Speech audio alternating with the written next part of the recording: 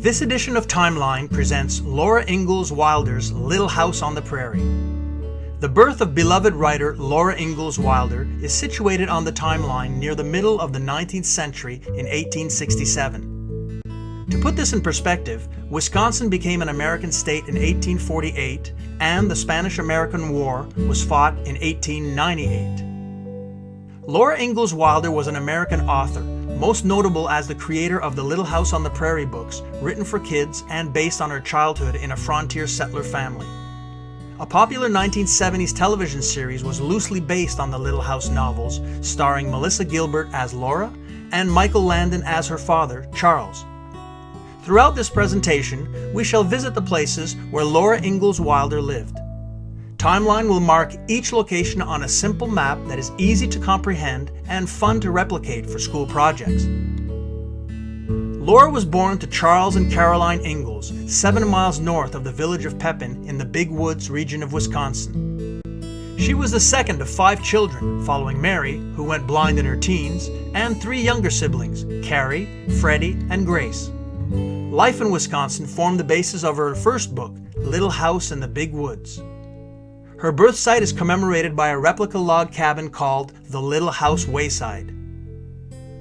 Before Laura was 2 years old, the Ingalls family moved from the Big Woods.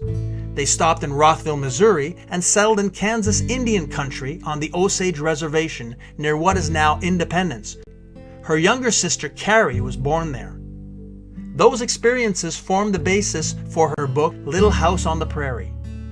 In 1871, they left Kansas and returned to Wisconsin, where they lived for the next 4 years. When Laura was about 7, Charles led them to Lake City, Minnesota, and then to an area near Walnut Grove where they settled on the banks of Plum Creek, as described in her novel. They lived for a time with relatives near South Troy, where Laura's little brother was born and died only 9 months later. They next moved to Burr Oak, Iowa in 1876, where they helped operate a hotel. Laura's youngest sibling, Grace, was born there in 1877. They moved from Burr Oak back to Walnut Grove, where Charles worked as the town butcher and served as Justice of the Peace. He then accepted a railroad job in the spring of 1879, which took him to eastern Dakota Territory, where the family joined him that fall. Laura did not write about her time in Burr Oak, but skipped directly to Dakota Territory, as described in her next book, By the Shores of Silver Lake. After spending a mild winter in the surveyor's house, a homestead in De Smet, South Dakota became their new family home, with Charles, Caroline, and Mary remaining there for the rest of their lives. The following winter, one of the most severe on record in the Dakotas, was later portrayed by Laura in her book, The Long Winter.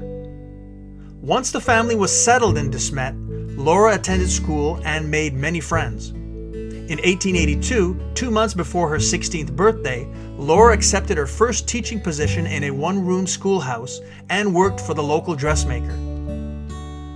Laura's schooling and teaching career ended in 1885 when she married the bachelor farmer Almanzo Wilder, whom she affectionately called Manly. His nickname for her was Bess, inspired by her middle name of Elizabeth. Laura was 18 when she married, and Almanzo was 10 years older. He had achieved a degree of success on his farm, and his prospects seemed bright. This period of their life is well related in the books Little Town on the Prairie and These Happy Golden Years. Almanzo's childhood is documented in Laura's second book, Farmer Boy. In 1886, Laura gave birth to her first child, Rose, and a few years later to a son who died before he was named. The son was buried at De Smet Cemetery. On the grave mark, the unnamed child was simply remembered as baby son of A.J. Wilder. Their first few years of marriage were often difficult, as described in Laura's book, The First 4 Years. Complications from a life-threatening illness left Almanzo partially paralyzed and in need of a cane to walk for the remainder of his life. Around 1890, they left De Smet for Minnesota and spent a year resting at Almanzo's parents' prosperous farm in Spring Valley before moving briefly to the town of Westville in the northern panhandle of Florida. They sought Florida's climate to improve Almanzo's health, but felt out of place and were not happy. In In 1892, they returned to De Smet and bought a small house. 2 years later, the Wilder family moved to Mansfield, Missouri, and bought an undeveloped property just outside town. They named the place Rocky Ridge Farm and moved into a small log cabin. They planted apple trees and earned income from wagon loads of firewood Almanzo sold to the townsfolk. At first, success came slowly.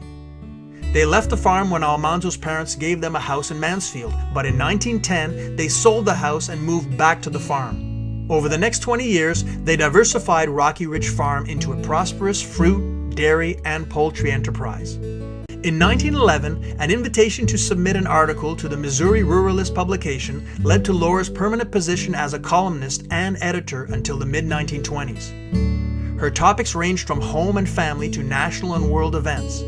She also took a paid position with the local Farm Loan Association. While they were not wealthy during this period, the farming operation and Laura's income provided a stable living for the family. Rose was the only child of her parents to survive into adulthood. In 1909, she married Gillette Lane and became an accomplished woman with celebrated success as a journalist, travel writer, novelist, and libertarian political theorist. She also encouraged Laura to improve her writing skills. The hardships Laura experienced during the Great Depression, coupled with the death of her mother in 1924 and her sister Mary 4 years later, prompted Laura to begin preserving her memories in writing.